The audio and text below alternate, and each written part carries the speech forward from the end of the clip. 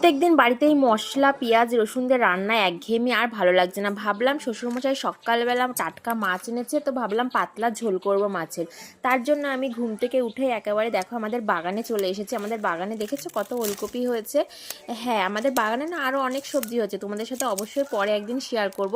তো এখন আমি ভাবছি একটু ওলকপি দিয়ে আর আলু দিয়ে মাছের ঝোল করব একদম পাতলা করে। তার জন্য চলে এসেছি সোজাসুজি একদম বাগানে ওলকপি তুলতে। দেখেছো কত সুন্দর টাটকা সবজি। তোমাদের কাদের ভালো লাগে এরকম টাটকা টাটকা সবজি খেতে? অবশ্যই আমাকে কমেন্ট করো।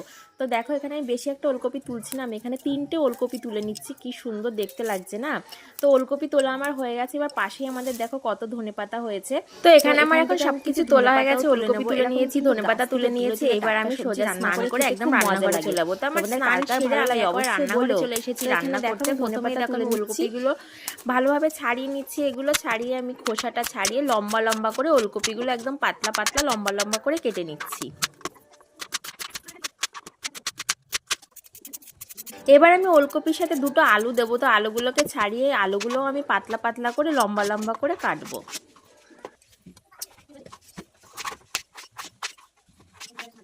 তো এখানে আমার আলু কাটা হয়ে গেছে। এবার আমি জলে এক এক করে ভালো করে ওলকপিটা আর তারপরে আলুটা ধুয়ে রেখে দেবো। তারপরে আমি একটা টমেটো ধুয়ে সেটাকেও পাতলা পাতলা করে লম্বা লম্বা করে কেটে নেব। তারপরে সেগুলো কাটা হয়ে গেলে এবার আমার দেখো সব কাটা রেডি হয়ে গেছে।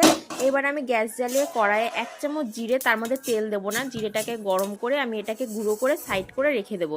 তারপরে আমি সেই গরম কড়াইয়ে সর্ষের তেল দিয়ে হলুদ আর নুন দিয়ে মাছ ম্যারিনেট করা ছিল, তো সেটা আমি ভেজে নিচ্ছি। তারপরে এটা এপিট ওপিট করে ভালো করে লাল লাল করে ভেজে নিলাম। ভাজার পরে সেই তেলেই আমি একটা শুকনো লঙ্কা, তেজপাতা, জিরে ফোড়ন দিয়ে দিলাম। দিয়ে তার মধ্যে সেই লম্বা লম্বা করে আলু কাটা ছিল সেটা দিয়ে দিলাম, ওলকপি দিয়ে দিলাম। দিয়ে ভালো করে ওটা লাল লাল করে ভেজে তার মধ্যে আমি টমেটো কুচি আর লঙ্কা কুচি দিয়ে তার মধ্যে এক এক করে নুন, হলুদ, লঙ্কার গুঁড়ো দিয়ে ভালো করে একটুখানি কষিয়ে নিচ্ছি। তারপরে কষানো হয়ে গেলে এর মধ্যে আমি পরিমাণ মতো জল দিয়ে দেবো। তারপরে এখানে জলটা দিয়ে একটু নাড়িয়ে চাড়িয়ে এটা আমি ঢেকে দিচ্ছি। তারপরে এটা এখন ফুটে উঠবে। তারপরে এখানে দেখো আমি ভাজা মাছগুলো এক এক করে দিয়ে দিলাম।